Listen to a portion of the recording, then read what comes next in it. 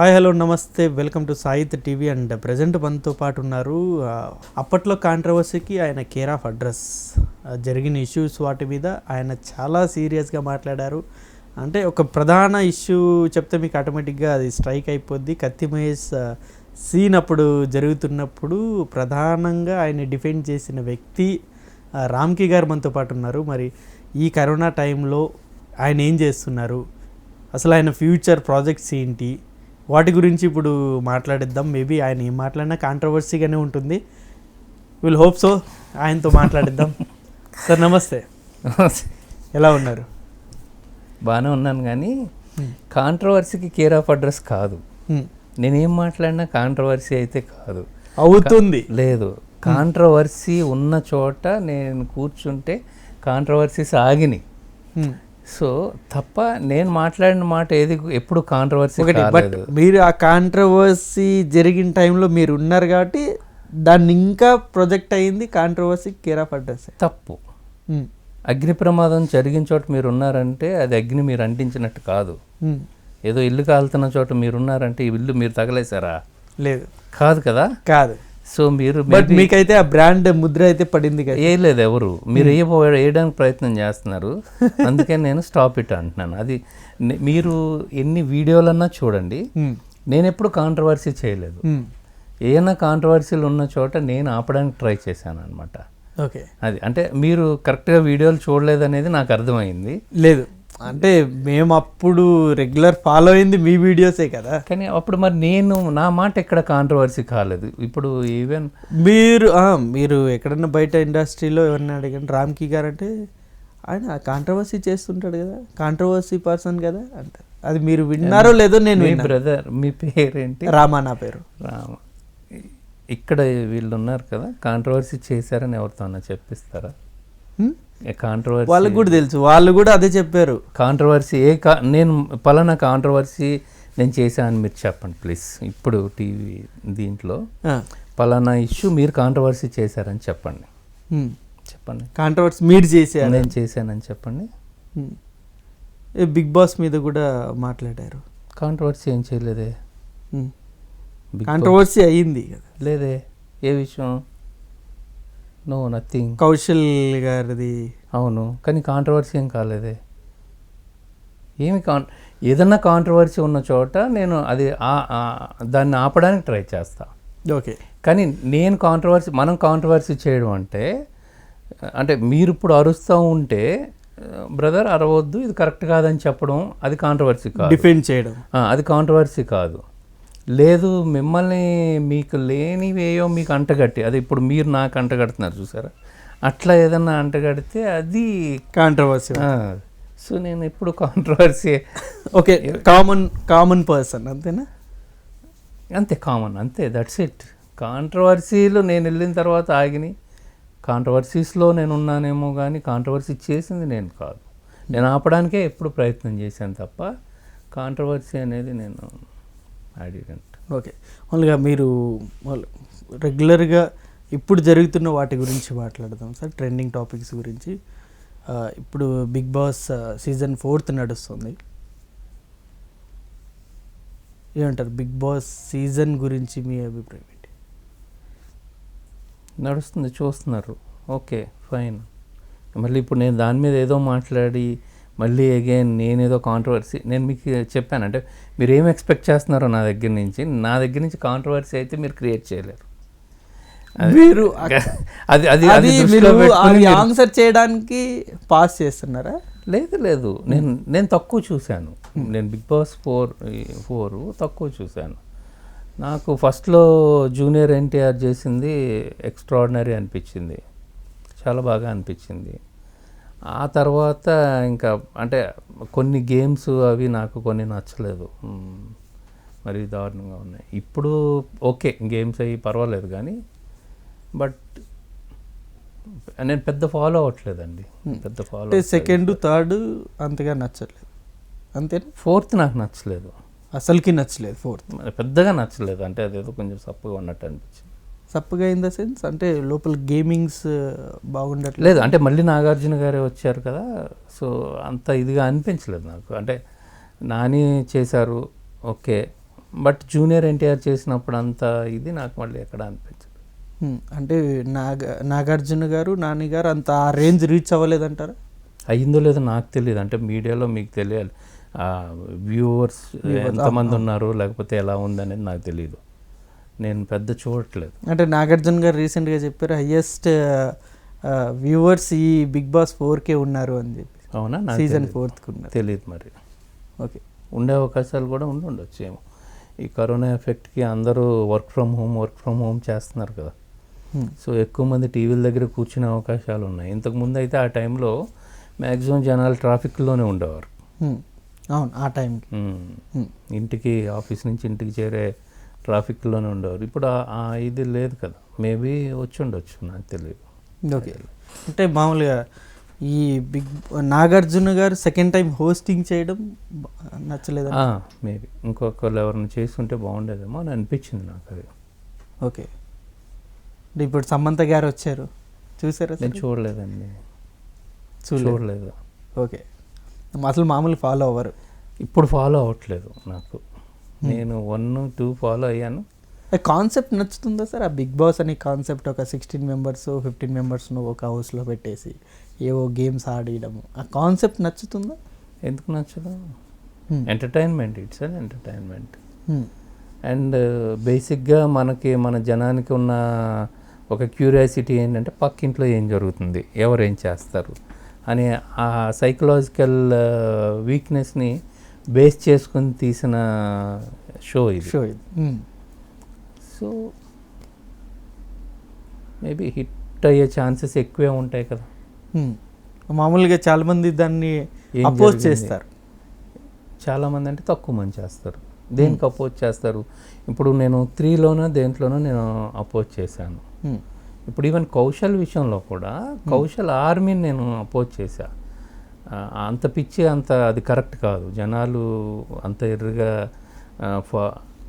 Road మీదకి వచ్చి marathon లాగా చేయడం, సో దేశానికి ఉపయోగపడే పని ఏదైనా చేయండి అని అన్నాను తప్ప. సో అప్పుడు నేను ఒక ఇంటర్వ్యూలో చెప్పింది ఏంటంటే కౌశల్కి రావాలి యాక్చువల్గా, ఎందుకంటే దానికి ఉన్న ఫాలోయింగ్ కానీ దానికి ఉన్న ఇది కానీ అట్లా ఉంది. సో తనకే రావాలి అనేది అప్పుడు టైటిల్ అతనికే రావాలనుకున్నది నేను కూడా అనుకున్నాను అప్పుడు, ఎందుకంటే అంత ఫాలోయింగ్ ఎక్కడ లేదు. బట్ ఆ ఫాలోవర్స్ ఎవరైతే ఉన్నారో కొంచెం ఓవర్ యాక్షన్ చేశారు, అది కరెక్ట్ కాదని అన్నారు. ఆర్మీ లాగా క్రియేట్ చేయడం, దానికి మళ్ళీ ఆర్మీ అని పేరు పెట్టడం, ఏదైనా ఒక మంచి మెయిన్ ఆర్మీని గౌరవపరచడం, ఏదైనా ఒక మంచి పనికి ఎప్పుడూ ఉపయోగపడలేకపోయారు వాళ్ళు, ఎప్పుడు చేయలేకపోయారు. సో వాళ్ళ వల్ల ఏ విధంగానూ ఎక్కడ ఉపయోగం నాకు అనిపించలేదు. అది దాన్ని డిఫెండ్ ఫామ్ అవ్వచ్చు, తప్పులేదు, కానీ దానివల్ల దేశానికి ఏదన్నా కనీసం లోకల్లో ఉన్న ప్రజలకు ఏదైనా ఉపయోగం నాకైతే అనిపించలేదు. వాళ్ళు ఎంత పవర్ఫుల్గా అయితే వాళ్ళు రోడ్డు మీదకి వచ్చారో ఆ రేంజ్లో ప్రజలకు ఉపయోగపడలేదు. Okay, apart from big boss వదిలేస్తే ఇప్పుడు ప్రజెంట్ కరోనా క్రైసిస్ నడుస్తుంది సార్ ఇండస్ట్రీలో. థియేటర్స్ ఓపెన్ అవ్వట్లేదు, షూటింగ్స్ ఇప్పుడిప్పుడే మొదలయ్యాయి. అసలు ఇండస్ట్రీ పరిస్థితి ఇలా ఇబ్బందిగానే ఉంది కదా, ఇబ్బందిగానే ఉంది. ప్రతి ఒక్కరికి, ప్రపంచంలో ప్రతి ఒక్కరికి కష్టాల్లోనే ఉన్నారు almost business people. So industry కూడా ఇప్పుడు ఒక సినిమా మీద ఇండైరెక్ట్గా ఎన్నో కొన్ని లక్షల ఫ్యామిలీలు బతుకుతూ ఉంటాయి.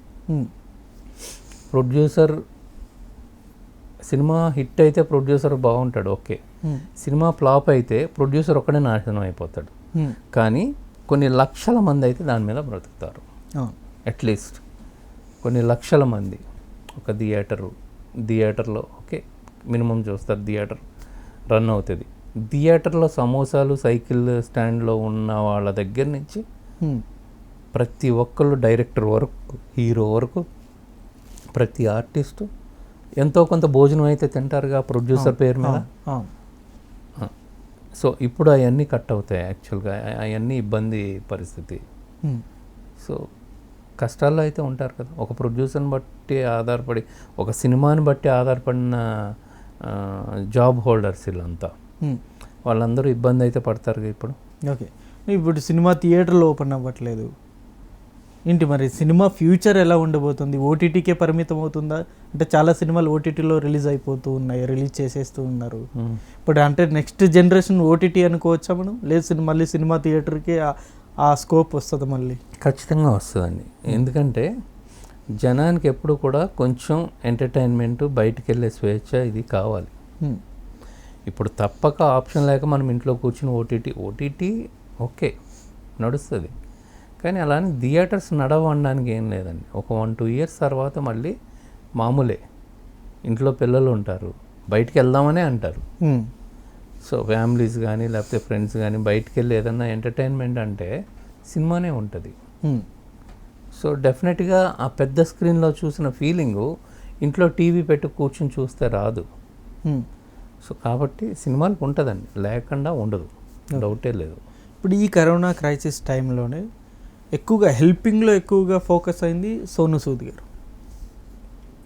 మరి సోనూ సూద్ లాగా ఇండస్ట్రీలో ఎవరు హెల్ప్ చేయట్లేదా? మీరు ముందుకు రావట్లేదా? మీరు గమనించట్లేదు. చిరంజీవి గారు ఏదో సిసిసి స్థాపించారు. అలా కాకుండా సోనూ సూద్ ఆయన ఓన్గా ఆయన సొంత సంపాదనని ఆయన హెల్ప్ చేశారు. చిరంజీవి గారు సొంత సంపాదన కాకుండా ప్రజల సంపాదన అంటే సంపాదనే పెట్టారా ఏంటి? ఇప్పుడు సిసిసి అనేది group of people. Sonu Sood అతనికి తిరుగులేదండి, అతను వేరు. ఇప్పుడు ఆయనలాగే అందరూ ఉండాలనేది లేదు. నాలా మీరున్నారా? నాలాగా హీరో అవ్వచ్చుగా, నాలాగా ప్రొడ్యూసర్ అవ్వచ్చుగా, యాంకర్ ఎందుకు అయ్యారు? సో సోనూ సూద్ ఆయన మనస్తత్వం వేరు, ఆయన అంత గొప్ప మనస్తత్వం ఉన్న వ్యక్తి అనే విషయం ఈ సమస్య వచ్చేదాకా ఎవరికి తెలియలేదు కదా. సో ఐ సెల్యూట్ సోనూ సూద్కి, ఐ సెల్యూట్. అలా అని అందరూ అలా చేయాలనేది ఏముంది? ఇప్పుడు మీరు ఎందుకు చేయట్లేదు? ఇప్పుడు ఇండస్ట్రీ వాళ్ళు ఈ పబ్లిక్ చేయాలి అంటే చేయరా? చేయలేదా? మీరు ఎక్స్పెక్ట్ చేసే రేంజ్లో చేయాలని ఏముంది అంటున్నా నేను. కరోనా వచ్చింది, మార్చిలో లాక్డౌన్ అయ్యింది. ఇప్పుడు వరకు మీరు ఎంత చేశారు? ఎవరికి చేశారు చెప్పండి? నేను నాకు తోచిన సాయం నేను చేశాను. తోచిందంటే ఎంత చేశారు? 1000 చేశారా? 10,000 చేశారా? ఏం చేశారు చెప్పండి మీరు? నేను అంటే నా వరకు నేను ఒక 1 lakh వరకు నేను ఎవరికి హెల్ప్ చేశాను. ఎవరికి? నీడ్లో ఉన్న వాళ్ళకి. ఎవరికి తెలియలేదే? అలాగా ప్రతి ఒక్కళ్ళు చేశారు, తెలియకపోవచ్చు. అంటే నేను మిమ్మల్ని బాధ పెట్టాలని ప్రశ్నించట్లా, అదే మీరు ప్రశ్నిస్తున్నారు కాబట్టి నేను చెప్తున్నా. నేను ఎంత చేశానో మీకు ఏమైనా తెలుసా? ఒక్కటన్నా తెలుసా కనీసం? రీసెంట్ ఫ్లడ్స్కి అయితే మీరు హెల్ప్ చేశారు. అదొకటి. ఏం చేశాను చెప్పండి? 5 lakhs మీరు హెల్ప్ డొనేషన్ ఇచ్చారు. సీఎం రిలీఫ్ ఫండ్కి ఇచ్చాను కదా. సిసిసికి నేను ఇవ్వలేదు, అదొకటే మీకు తెలిసింది ఎగ్జాంపుల్. అలాగే చిరంజీవి గారు దీనికి అంటే ఏదైతే 1 crore ఇచ్చారో లేకపోతే సిసిసి పెట్టారో, సీఎం రిలీఫ్ ఫండ్కి 1 crore ఇచ్చారు. అంటే నేను ఇక్కడ చిరంజీవి గారిని సపోర్ట్ చేస్తున్నాను లేకపోతే ఇంకోటి అనేది కాదు. చెప్పేవాళ్ళు చెప్తారు, ఒక 100 కోట్లు ఇవ్వచ్చు కదా, లేకపోతే 500. అది కరెక్టా? 100 కోట్లు ఇచ్చేస్తే ప్రాబ్లం సెటిల్ అయిపోతుందా? ఇప్పుడు ఒక ఆర్గనైజేషన్ ఫామ్ చేశారు, ఉన్నప్పుడు ఇవ్వచ్చు కదా అన్నది ప్రశ్న. ఏది? ఇప్పుడు ఇంత డబ్బు ఉంది మీ సినిమా ఇండస్ట్రీలో, 1000 కోట్లు. మొన్న పవన్ కళ్యాణ్ గారు చెప్పారు, మీకు భ్రమ సినిమా ఇండస్ట్రీలో. నేను ప్రొడ్యూసర్ని అండి, నేను ప్రొడ్యూసర్ని. నా దగ్గర ఎంత డబ్బు ఉంటుందని మీ ఎక్స్పెక్టేషను? నేను మొన్న జస్ట్ సింపుల్గా ఒక 5 లక్షలు సీఎం రిలీఫ్ ఫండ్ కూడా ఇచ్చాను. సో సుమారు ఎంత ఉంటుంది ఇంకా మరి నా దగ్గర? మేబీ అది సుమారు ఎక్స్పెక్ట్ చేసి చెప్పండి. ఒక సినిమా నేను ఒక హీరో 5 to 10 crores ఉండొచ్చా? 5 to 10 crores. అది ప్రజల అపోహ. ఇప్పుడు యాంకర్గా నేను మిమ్మల్ని మీరు ఎంత ఇచ్చారు అంటే మీరు 1,00,000 రూపాయల దాకా ఇచ్చారు అని మీరు అన్నారు. నేను మనసులో ఫీల్ అయింది చాలా ఎక్కువ ఇచ్చాడు ఈయన, చాలా గొప్ప మనసు అనుకున్నా. ఎందుకంటే యాంకర్ పొజిషన్ అంత పొజిషన్ కాదు, అంటే మీరు అంత ఆ రేంజ్ యాంకర్ కాదు. యాంకర్ పొజిషన్ అంత అన్ను, యాంకర్ పర్ డే 2 lakhs తీసుకునే యాంకర్ కూడా ఉన్నారు, ఉన్నారు. కానీ మీది ఆ రేంజ్ కాదు. కాకపోయినా మీరు ₹1,00,000 దాకా ఇచ్చారు అంటే మీరు నిజం చెప్పారో అబద్ధం చెప్పారో నాకు తెలియదు, కానీ నేను చాలా హ్యాపీగా ఫీల్ అయ్యా. పోన్లే పాపం తను ఉన్నంతలో చేశాడు అని. మీరు 5 లక్షలు ఇచ్చిందే చూశారు. నేను ఒక రైసు, ఆయిలు, పప్పు, చింతపండు ఇట్లాంటివన్నీ నేను ఒక ప్యాక్ చేసి ఒక ఫ్యామిలీకి ఒక 1 వీక్ సరిపడగా ఫుడ్ ఇద్దామని చెప్పేసి 1 వీక్ 10 డేస్ సరిపోతుంది ఫుడ్. ఓ 10 డేస్కి సరిపడగా ప్యాకింగ్ చేయించేసి, అంటే సుమారు ఒక 10 కిలోస్ రైస్ అంటే ఎన్ని రోజులు, ఒక 10 డేస్ సరిపోతుంది కదా. ఆయిల్ ఇవన్నీ ఒక ఫ్యామిలీకి ఇద్దామని చెప్పేసి ఈ ఫ్లడ్లో ఇబ్బంది పడిన వాళ్ళని చూద్దామని వెళ్ళి ఇవ్వడానికి ఒక చిన్న కాలనీ దగ్గరికి వెళ్ళా. నాకు ఒక మంచి ఫ్రెండ్ ఒక ఆయన ఉన్నారు, ఆయనకి చెప్పాం. ఆయనకి చెప్తే ఆయన తీసుకుని వెళ్ళారు, చూపించారు. ఆ కాలనీకి అక్కడికి వెళ్ళగానే భయం వేసింది నాకు. అసలు చాలా ఇంతే గ్యాప్ ఉన్న చిన్న షెడ్లు ఉన్నాయి, ఇంతే గ్యాప్ వెళ్తే కూడా మనకి ఖచ్చితంగా కరోనా వస్తుంది అనేంత భయంకరంగా ఉంది ఆ కాలనీ. ఓకే, అనొద్దు. జనం అట్లా ఇక్కడ ఎలా బ్రతుకుతున్నారు, ఆ పక్కనే డ్రైనేజ్, పెద్ద డ్రైనేజ్. ఓకే, ఇక్కడ ఎట్లా ఉంటున్నారు అని అనిపించింది నాకు చాలా. ఒకసారి భయం వేసింది. వేస్తే వాళ్ళు అక్కడ చెప్పింది ఏంటంటే సీఎం ఫండ్ ఇంటికి 10,000 చొప్పున ఇచ్చారండి అని అన్నారు. మా ఫ్రెండ్ ఒక ఆయన జగన్మోహన్ గారు అని, ఆయన టీఆర్ఎస్లో ఉన్నారు. వాళ్ళు దగ్గరుండి మొత్తానికి ఏదో చేశారు, ఇంటికి 10,000 రూపాయల చొప్పున ఇచ్చారట. అది గవర్నమెంట్ ఇచ్చింది, Telangana government, what ever it is. సరే, నేను ఆ కాలనీలోకి వెళ్ళడానికి కొంత భయం వేసింది. కొన్ని వరకు ఇచ్చేసి ఎక్కువ చేయలేకపోయాము, వచ్చేసి ఇంకా వేరే కాలనీకి వెళ్ళి నేను దగ్గర ఒక 100 ఫ్యామిలీస్కి ఇద్దామని చెప్పి డిసైడ్ అయిపోయి ఆ రోజు నేను ఒక 50 మెంబర్స్ వరకు ఫ్యామిలీస్కి పంచాను నేను ప్యాకెట్స్. తర్వాత నాకు అనిపించింది ఇప్పుడు గవర్నమెంట్ దగ్గర కూడా డబ్బులు లేవు. నేను గతంలో కూడా ఒకసారి చెప్పాను, ఇప్పుడు గవర్నమెంట్ ఎప్పుడు సినిమా వాళ్ళు మాకేం చేయలేదు, లేకపోతే గవర్నమెంట్ మాకేం చేయలేదు అని అందరూ అంటారు కదా. కానీ ఇప్పుడు గవర్నమెంట్ కష్టాల్లో ఉంది. సరే, గవర్నమెంట్ తప్పు చేస్తుందా, కరెక్ట్ చేస్తుందా, వేరే ఇంకేమైనా పాడు చేస్తుందా, అవన్నీ పక్కన పెట్టండి. ప్రభుత్వానికే ఆదాయం లేని పరిస్థితి ఉన్నప్పుడు ఎంతో కొంత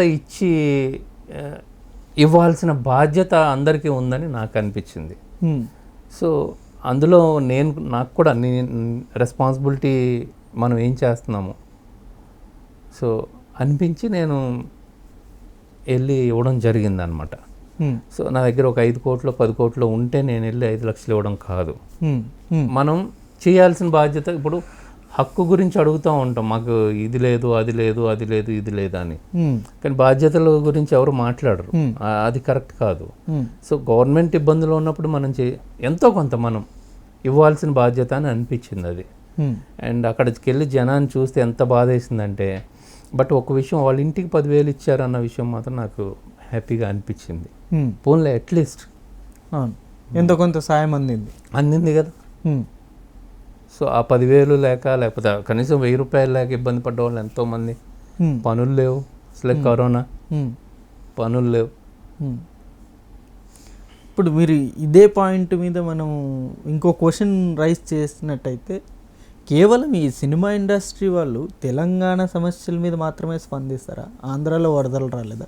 ఆంధ్ర వాళ్ళకి ఏమి హెల్ప్ చేయరా? అంటే ఇక్కడ మీ ఆస్తులు ఇక్కడ ఉన్నాయి హైదరాబాద్లో కాబట్టి ఇక్కడ వాళ్ళకే హెల్ప్ చేస్తున్నారు, ఆంధ్రాని పట్టించుకోరా అన్నది క్వశ్చన్ మార్క్. నాకు సొంత ఇల్లు ఆంధ్రాలోనే ఉందండి, మా అమ్మ ఆంధ్రాలోనే ఉన్నారు. ఈస్ట్ వెస్ట్లో రీసెంట్గా ఫ్లడ్స్ వచ్చాయి, అది ఐడియా ఉందా సార్? మరి మీరు ఏమన్నా ₹1,00,000 అక్కడ హెల్ప్ చేశారు? ఖచ్చితంగా వెళ్ళి చేస్తామండి, చేయకుండా ఉన్నాం. ఇక్కడ కళ్ళెదురుగుండా కనిపిస్తుందండి. ఫస్ట్ మీరు ఓకే, ఆంధ్రా నుంచి వచ్చిన వాళ్ళే, ఇక్కడ ఆర్టిస్టులు అందరూ ఆంధ్రా నుంచి వచ్చిన వాళ్ళే, ఖచ్చితంగా చేస్తారు. ఫస్ట్ మీరు ఎవరికి చేస్తారు? మీ ఎదురుగుండా ఉన్న వాళ్ళకి. మీకు ఇక్కడ ఎవరికో దెబ్బ తగిలింది, మీ ఎదురుగుండా దెబ్బ తగిలింది, ఫస్ట్ వీళ్ళని తీసుకుపోయి హాస్పిటల్లో అడ్మిట్ చేస్తారా? లేకపోతే మా ఇంటి పక్కనే, మా ఇంటి దగ్గర ఎవడో పడిపోయాడంట, ఆడి దగ్గరికి వెళ్ళాలని చెప్పి వదిలేసి వెళ్తారా? చెప్పండి. ఫస్ట్ ఈయన హెల్ప్ చేస్తాం, చేసాం, బట్ సేమ్ టైం అక్కడ కూడా మనం స్పందించాలి. కోవిడ్కి ఇచ్చారు కదండి, మీరు ఆలోచించలేదు? కోవిడ్కి ఇచ్చారు. కోవిడ్కి ఇచ్చారు. నేను రీసెంట్ ఫ్లడ్స్ గురించి అంటున్నాను. ఫ్లడ్స్లో హైదరాబాద్ ములిగినంత ఏ సిటీ మేము ములగలేదు. మీరు అది అర్థం చేసుకోండి. హైదరాబాద్లో ఈవెన్ మీరు ఆంధ్ర తెలంగాణ అనేది డివైడ్ చేయడం ఎర్రిమాట. ఇప్పుడు రెండు అంటే గవర్నమెంట్ ఉండనియండి, గవర్నమెంట్ ఉండనియండి. మా బోటి వాళ్ళకి మాకు రెండు కళ్ళే. సినిమా ఇండస్ట్రీ వాడికి చెప్తున్నాను కదా. సైకిల్ స్టాండ్లో సారీ మన సినిమా థియేటర్లో సైకిల్ స్టాండ్ వాడికి కూడా వాడు తినే ఫుడ్లో ఒక ముద్దలో సగం ముద్ద ఆంధ్ర వాళ్ళు పెట్టింది, సగం ముద్ద తెలంగాణ వాళ్ళు పెట్టింది. అది అర్థం చేసుకోండి, అండర్లైన్ ఇట్. సో హైదరాబాద్ సిటీలో నేను ఏదైతే వెళ్ళి రైసు బ్యాగు ఇవన్నీ ఇచ్చానో, బాబుని ఇది తెలంగాణనా ఆంధ్రానా అని అడిగి ఇవ్వలేదండి. వాడు గుజరాత్ వాడో తెలియదు, ఆంధ్ర వాడో తెలియదు, తెలంగాణ వాడో తెలియదు. తెలంగాణ అనేది ఒక భూభాగం, అర్థమైందా? సో ఈ భూభాగం మీద కొన్ని లక్షల మంది బయట నుంచి వచ్చిన వాళ్ళు, ఆంధ్ర నుంచి వచ్చిన వాళ్ళు, లేకపోతే వేరే రాష్ట్రాల నుంచి వచ్చిన వాళ్ళు ఉన్నారు. బట్ మీకు ఆంధ్రాలో అలా కొన్ని లక్షల మంది అలా అక్కడ లేరండి. అండ్ మోర్ ఓవర్ మీరు చెప్తున్నారు, మీరు అడిగారు మంచి ప్రశ్నే. అడిగే ముందు కూడా మీరు తెలుసుకోవాల్సినవి చాలా ఉంటాయండి. అట్లీస్ట్ రామ్కి వస్తున్నాడంటే రామ్కి ఏం చేశాడో ఒకసారి అతను ఫేస్బుక్ అన్న చూద్దాం అనేది మీరు చేయరు. తిత్లీ తుఫాన్ వచ్చిందండి. తిత్లీ గురించి హెల్ప్ చేశారు. ఎందుకు వదిలేయాలి? ఆంధ్ర కాదా అది? ఎందుకు వదిలేయాలి చెప్పండి? ఇప్పుడు పాస్ట్ ఇస్ పాస్ట్. ఇప్పుడు అప్పుడు హెల్ప్ చేశారు. దాని గురించి ఏంటండి ఫాస్ట్ ఏంటి, ప్రజెంట్ ఏంటి? ప్రెసెంట్ ఎందుకు హెల్ప్ చేయట్లేదు అంటున్నా. పాస్ట్ లో అవన్నీ చూడలేదంటున్నా నేను. రీసెంట్ చేశారా? కరోనాకి చేయలేదా అండి? కరోనా చేశారు. ఈ హైదరాబాద్లో ఎఫెక్ట్ అయినంత డీప్ ఇష్యూ అక్కడ ఏ జనానికి, ఏ సిటీలో ఎవరికి ఇబ్బంది అయిందో ఒకసారి మీరు నాకు చెప్పగలుగుతారా? ఈస్ట్ వెస్ట్ మీరు చూసారు, అక్కడ కూడా చాలా ఫ్లడ్స్ వచ్చినాయి. కానీ ఇంత ఎఫెక్ట్ అక్కడ ఈస్ట్ వెస్ట్లో. ఇక్కడ ప్రశ్న రైజ్ అవుతుంది పబ్లిక్ నుండి. మీరు పబ్లిక్కే, నేను మిమ్మల్ని పబ్లిక్ గానే చూస్తున్నాను, అందుకే నేను మాట్లాడుతున్నాను. సినిమా వాళ్ళు కేవలం కనిపించట్లేదు. సినిమా వాళ్ళు కేవలం తెలంగాణ వాళ్ళ మీద మాత్రమే స్పందిస్తారు, ఆంధ్రాలో ఏం చేసినా స్పందించరు ఎక్కువగా. అదే తప్పు అంటున్నా నేను. మీరు ఆంధ్ర పబ్లికా తెలంగాణ పబ్లికా మాట్లాడుతున్నారు? మీరు చెప్పండి నాకు. మీరు ఆంధ్ర పబ్లికా తెలంగాణ పబ్లికా? మీరు ఈ క్వశ్చన్ మాత్రం మీరెవరు? ఈ క్వశ్చన్ మాత్రం ఆంధ్ర పబ్లిక్. మీకు తిత్లీ తుఫాన్ వచ్చినప్పుడు చేయలేదా? చేశారు. కరోనా వస్తే చేయలేదా? చేశారు. మరి ఇప్పుడు ఇంకేంటి ప్రాబ్లం మీకు? ఇప్పుడు ఎందుకు చేయట్లే? మరి చేస్తారు. ఫస్ట్ ఎక్కడికి వెళ్తున్నారు అసలు? వెళ్ళడానికి ఉందా? చేయాల్సి వస్తే ఖచ్చితంగా చేస్తారు. మీరు అలా విడదీసి వాళ్ళు వేరు వీళ్ళు వేరు అనేది అనడం అనేది కరెక్ట్ కాదు. ఇక్కడ ఉన్నది ఆంధ్ర పబ్లిక్కే ఎక్కువ ఉన్నారు.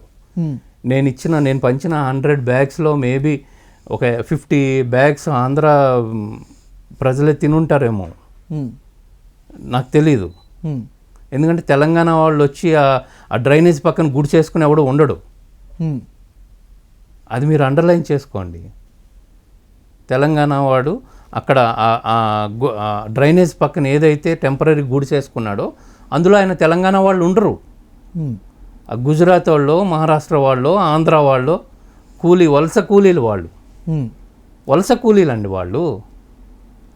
తెలంగాణ వాళ్ళని పుట్టి పెరిగిన వాళ్ళు అంటే ఎక్కడో ఉండుంటుందిగా, వాళ్ళకి ఓన్ హౌస్ ఇక్కడ ఎక్కడో ఉండుంటుందిగా. వీళ్ళకి కూడా ఊర్లో ఉండదని కాదు, ఇక్కడ వలస వచ్చారు కూలికి, ఇక్కడ నిలబడ్డారు. కానీ ఊరు వెళ్తే వాళ్ళకి కూడా ఒక ఇల్లు ఏదో ఒకటి వాకిలో ఉంటుంది వాళ్ళకి. సో చేయాల్సింది ఎవరికి? సో కరోనా వచ్చినప్పుడు నేను రోడ్డు మీద కొన్ని 100 మంది నడిచి వెళ్ళిపోతానంటే అసలు అది లాక్డౌన్, బయటకు వెళ్ళడానికి లేదు. నేను అప్పటికే 1 వీక్ 10 days అయిపోయింది లాక్డౌన్లో ఉన్నాం. ఎందుకో అలా బయటకు వచ్చే కారు వేసుకుని అసలు చూద్దామని వలస కూలీలు వెళ్ళిపోతున్నారు రోడ్డు మీద నడుచుకుంటూ. నేను గబాబుగా ఇంటికి వచ్చి నా దగ్గర ఉన్న డబ్బులు తీసుకెళ్ళి తలా ఒక 500, మనిషికి ఒక 500 చొప్పున అలా పంచాను. సో దానికి ఆ పంచింది మనం కరుణంగా, దానికి ఏమి నాకు సాక్ష్యం ఉందా అంటే నాకేం ఫోటోలు లేదు, నాకు ఆ ఆలోచన రాలేదు, నాకు బాధ వేసింది ఇట్లా నడిచి వెళ్ళిపోతానంటే. సో మరి నేను అడగాల్సిందా, బాబు నువ్వు తెలంగాణ వాడువా, ఆంధ్ర వాడువా, ఏ స్టేట్ వాడని నేను అడగాల్సిందా? సో అలా వేరు చేయడం కరెక్ట్ కాదు. అండ్ సోను సూద్తో అందరినీ పోల్చడం కరెక్ట్ కాదు. పబ్లిక్ సోను సూద్ సార్, ఇప్పుడు సోను సూద్ లాంటి మనుషులు మన తెలుగు ఇండస్ట్రీలో ఏ ఒక్కరు లేరు అన్నది పాయింట్. సోను సూద్ లాంటి మనుషులు తెలుగు ఇండస్ట్రీలో కాదు, తెలుగు జాతిలోనే ఎవడో లేడు. ఇప్పుడు ఛాలెంజ్ చేసి చెప్తున్నా, మీరు ఇండస్ట్రీని ఎందుకు అడుగుతున్నారు చెప్పండి. మీరు అట్లీస్ట్ ఇండస్ట్రీ వాడు వచ్చాడు ముందుకి. సోను సూద్ ఇండస్ట్రీ వాడని గొప్పగా చెప్పుకుంటాను నేను. మీ పబ్లిక్లో నుంచి వచ్చాడా, లేకపోతే పొలిటికల్ దీంట్లోంచి వచ్చాడా, లేకపోతే ఇంకొక ఎంప్లాయీ వచ్చాడా, ఎవడైనా వచ్చాడా? ఎవడు రాలేదు కదా. వచ్చినోడు ఇండస్ట్రీ వాడు. మీరు అది నోట్ చేసుకోండి. ఇండస్ట్రీ వ్యక్తినే. బట్ మీరు ఎవరు వచ్చారని చెప్తున్నా, ఎక్సెప్ట్ ఇండస్ట్రీ ఎవడొచ్చాడని అడుగుతున్నా మిమ్మల్ని. మీరు పబ్లిక్ కదా, చెప్పండి ఎవడన్నా వచ్చాడా? మీ సినిమా వాళ్ళే వచ్చారు సార్. సినిమా వాళ్ళు వచ్చారా లేదా? ఒక నార్త్ ఇండియన్ వచ్చాడు తప్ప మన తెలుగు స్టేట్ నుండి, మన తెలుగు రాష్ట్రాల నుండి ఏ ఒక్కరు కూడా రాలేదు. నార్త్ ఇండియన్ ఏంటి, సౌత్ ఇండియన్ ఏంటి, ఆయనకి తెలుగు సినిమాలు ఎన్ని చేశాడు? ఎవరు సోను సూద్ మీకు ఎలా తెలుసు? ఆయన భార్య ఎవరు? ఎందుకు విడదీస్తారు మళ్ళీ కావాలని? మీ తెలుగు నుంచి ఎవడొచ్చాడు చెప్పండి. పోనీ మన తెలుగు నుంచి, పోనీ మీ పబ్లిక్ నుంచి. మేము పబ్లిక్ కాదా? మేము మనుషులం కాదా? అందరం ఒకటేగా, మీరు నేను అందరం ఒకటేగా. మీరు విడదీస్తున్నారు. విడదీయట్లేదే. ఈ ఇండస్ట్రీ మీ ఇండస్ట్రీ అని విడదీస్తున్నారు. ఫైన్, ఒప్పుకుంటాను. ఓకేనా, ఒప్పుకుంటాను. కానీ మా ఇండస్ట్రీ నుంచే వచ్చాడు సోను సూద్, కానీ మీ పబ్లిక్ నుంచి రాలేదు, మీ పొలిటీషియన్స్ నుంచి రాలేదు, మీ ఐఏఎస్ నుంచి రాలేదు, మీ ఐపీఎస్ నుంచి రాలేదు. ఎవడొచ్చాడు? సినిమా వాడే వచ్చాడుగా. సినిమా వాడే వచ్చాడు, మరి దాన్ని అగ్రి చేస్తా. కానీ మరి మన తెలుగు సినిమా వాళ్ళు ఏం చేశారు? ఆయన తెలుగు సినిమా యాక్టరే అండి. ఆయన ఎన్నో సినిమాలు చేశాడు తెలుగులో. తెలుగు సినిమా యాక్టరే. బాలీవుడ్ నటుడు అంటారా, టాలీవుడ్ నటుడు అంటారా? టాలీవుడ్ లో సినిమాలు చేయలేదంటారు. ఎన్ని సినిమాలు చేశాడు? నటుడే అంటారుగా ఆయన్ని. ఎందుకంటారు అలా? అనరే. సోను సూద్ అంటారు, ఫిలిం ఇండస్ట్రీ అంటారు. ఈరోజు ప్రపంచమే ఒక గ్లోబ్ అయిపోయిందండి. మీరు ఇంకా టాలీవుడ్ అంటున్నారు, బాలీవుడ్ అంటున్నారు, హాలీవుడ్ అంటున్నారు. రెస్ట్రిక్షన్స్ ఉన్నాయా? ఆయన ఎన్ని సినిమాల్లో మనం ఆదరించాం. ఆయన అంత గొప్ప వ్యక్తి నాకైతే ఇంకా వేరే ఇంకెక్కడా కనిపించలేదు. అలాంటి గొప్ప వ్యక్తి మా ఇండస్ట్రీలో ఉన్నందుకు నేను గర్వపడుతున్నా.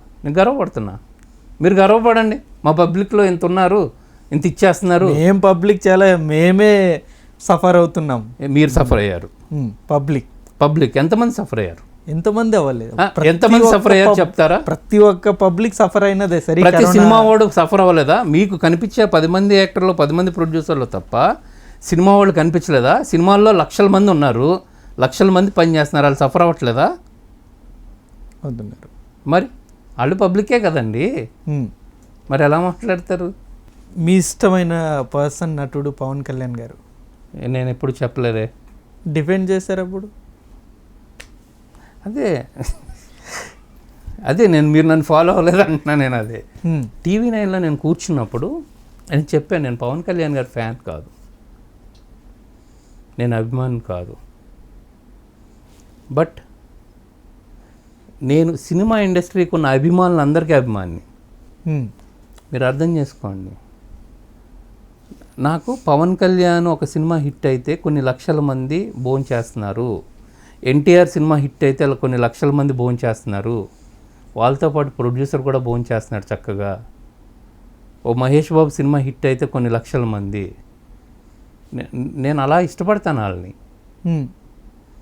ఏమీ లేని పనికిమాలినోడు కూడా వచ్చేసి ఏలు పెట్టి ఎక్కిరించేస్తూ ఉంటే నీ వల్ల ఏంట్రా ప్రపంచానికి లాభం? నీ వల్ల ఏంటి? ఎవరికైనా అన్నం పెట్టావా అని అడగాలనిపిస్తుంది.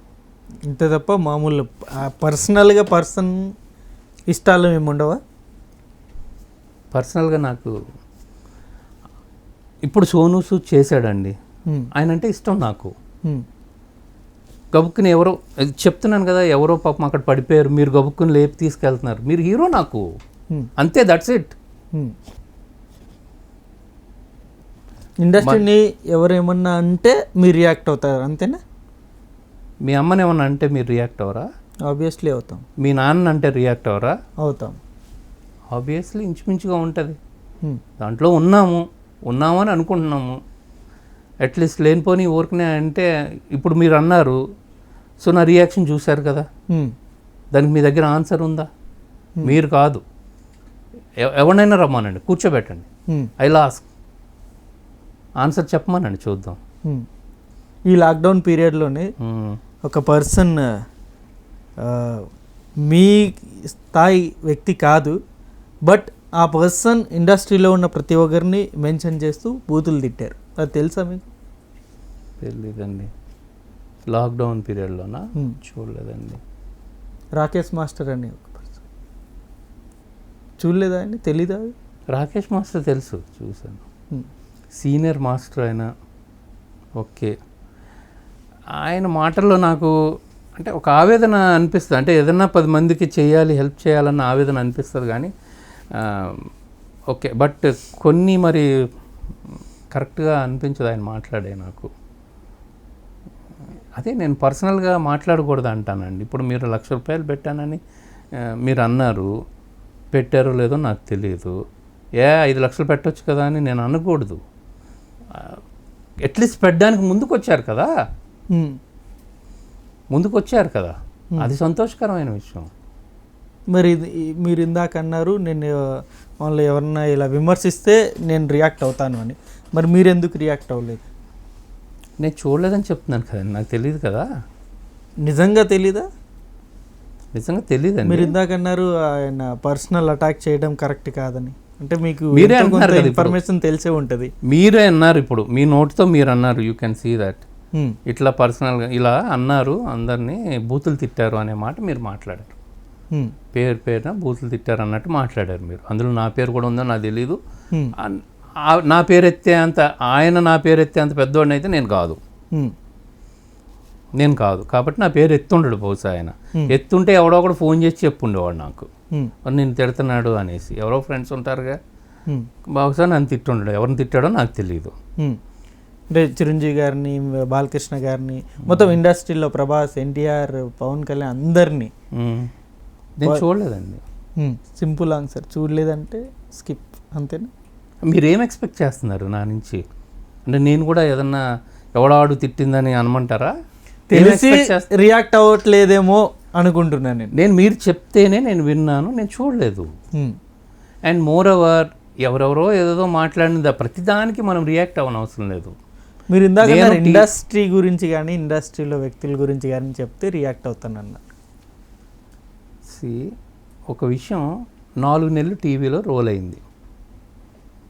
4 నెలల తర్వాత నేను రియాక్ట్ అయ్యాను. ఒకసారి ఎవరో ఏదో అన్నారు అంటే రియాక్ట్ అవ్వను. నేను వినను దానికి. నాకు ఆ ఇంపాక్ట్ నాకు ఉండాలి కదా. ఇప్పుడు మీరు ఇండస్ట్రీ గురించి మాట్లాడారు, నాలో కొంచెం ఆవేశం చూసారా? మామూలుగా వచ్చింది. నాకు యాక్చువల్గా నాకు కోపం అనేది చాలా రేర్ కేసెస్లో నేను స్థితప్రజ్ఞత ఎక్కువ అంటారు నా ఫ్రెండ్స్ చాలామంది. ఎందుకంటే నన్ను ఎంత రెచ్చగొట్టినా కూడా నేను చాలా కామ్గా ఉంటాను, అంటే స్లోగా ఆన్సర్ చెప్తాను. కానీ మీరు నేను పబ్లిక్ని ఇలా ప్రశ్నిస్తున్నాను అని వేరు చేశారు కదా జనాన్ని. అంటే మా నుంచి ఒక ఆంధ్ర వాళ్ళని వేరు చేయడానికి ప్రయత్నం చేశారు మీరు. నాకు అది ఎక్కువ బాధ అనిపించింది. మీరు ఇండస్ట్రీ అన్నందుకు నాకు బాధ కాదు, అంటే ఆ బాధ ఉండొచ్చు, దానికి నేను ప్రశాంతంగానే సమాధానం చెప్తాను. కానీ నా నుంచి నాకు ఆంధ్ర వాళ్ళని మీరు చూడట్లేదు, మీకు తెలంగాణ వాళ్ళు ఎక్కువ అన్నట్టు మాట్లాడుతున్నారు కదా, అది చాలా పొరపాటు అనే ఇదిలో నాకు ఆ కోపం వచ్చింది. ఎందుకంటే నాకు పుట్టింది అక్కడ, పెరిగింది ఇక్కడ, మీకు ఎవరు ఇది ఎక్కువ అంటే ఇదే గడ్డ మీద పెరిగాను, ఇక్కడే చదువుకున్నాను, మాకు ఎంత ఇది అనిపిస్తుంది. అంటే ఈవెన్ తెలంగాణ ఉద్యమంలో కూడా మీరు ఒకటి అండర్లైన్ చేసుకోండి, ఎంత గొప్ప మనుషులు తెలంగాణ వాళ్ళు, అంత ఉద్యమం చేశారు, వాళ్ళని వాళ్ళు తగలెట్టేసుకున్నారు. కానీ ఎవరికైనా ఆంధ్ర వాడికి ఒక దెబ్బ తగిలిందా? లేదు. కొట్టారా? మాటలు అంటే అని ఉండొచ్చు ఆ విషయం. తర్వాత ఎలా చూసుకున్నారు, ఎలా ఉన్నాం కలిసి. సో మరి ఇప్పుడు మీరు ఏదో వాళ్ళు వేరు వీళ్ళు వేరు అని ఎడదీయడానికి ప్రయత్నం చేయడం అనేదే తప్పు. మీరు నన్ను ప్రశ్నించారు కాబట్టి నేనే చెప్తున్నా. తిత్లీ తుఫాన్కి నేను వెళ్ళి 2 days నేను ఓన్లీ ప్యాకింగే 2 days చేయించానండి. 1000 bags నేను 1000 people, నా శక్తి అంతే నేను ఇవ్వాలన్న ఇదితో. మీరు చూడండి నా ఫేస్బుక్లో మీరు ఉంటాయి. ఇంటింటికి వెళ్ళి దగ్గరుండి వెళ్ళి ఇచ్చి వచ్చాం మేము. అక్కడ నా ఫ్రెండ్స్ సపోర్ట్ తీసుకున్నాం, వాళ్ళు డొనేషన్స్ ఇచ్చారు, వాళ్ళు ఎక్కువ ఇచ్చారు. ఎక్స్పెక్ట్ చేయలేదు వాళ్ళ నుంచి వస్తాయని. వాళ్ళదే సొసైటీ, వాళ్ళకే నేను ఇచ్చి ప్యాక్ చేయించాను. ఎందుకంటే మేము తీసుకోవడానికి కాదు కదా, మాకెందుకు, ఓకే వాళ్ళ సొసైటీ వాళ్ళు బాగానే కలెక్ట్ చేసుకుని ఇదిగో నేను నా ఫండ్ కూడా ఇదిగో అని పెట్టి నేను ప్యాకింగ్ మాత్రం నేను దగ్గరుండి చేయించాను. అండ్ అందించడం కూడా నేను దగ్గరుండి వెళ్ళి అందించాను.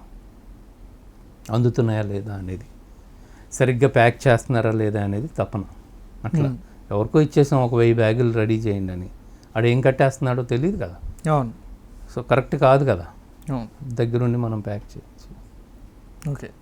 బట్ ఇప్పుడు ఇది పక్కన పెడితే ఇప్పుడు ఇండస్ట్రీని కుదిపేస్తున్న సంఘటన ఈ అంటే ఎప్పుడు ఏది చిన్న హైలైట్ ఇష్యూ జరిగినా ఇండస్ట్రీ మీద ఎక్కువ ఫోకస్ ఉంటుంది.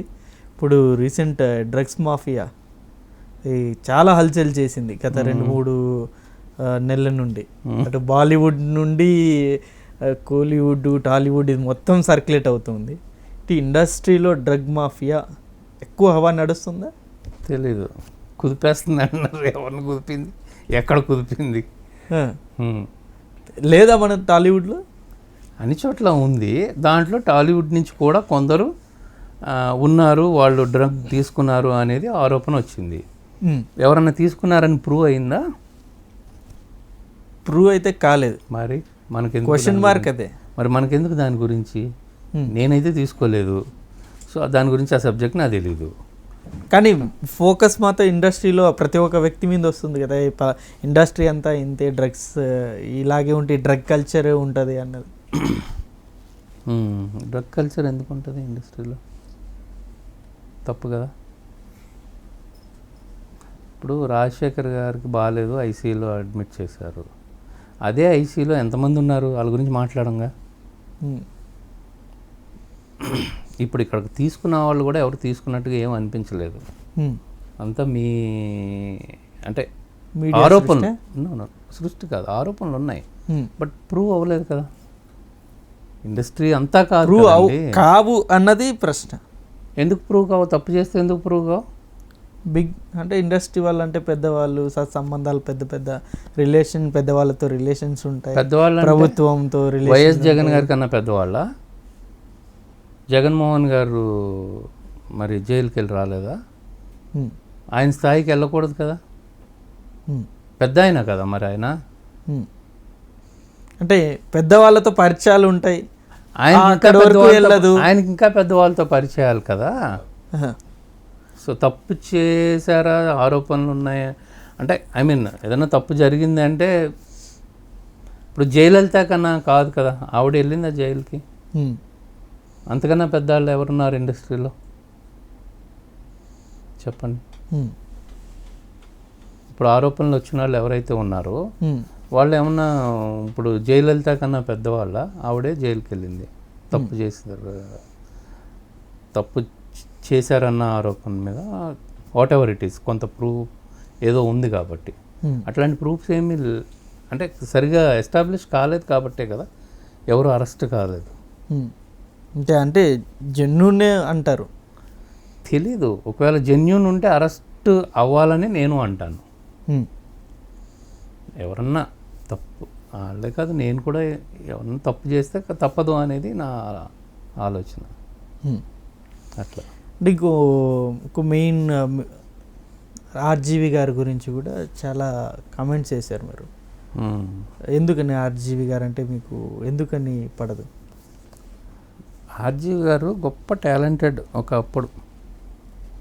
ఆయన టాలెంట్ అనవసరంగా ఐస్ క్రీముల మీద ఐస్ ఫ్రూట్ల మీద పెట్టేస్తున్నాడు అన్న బాధ.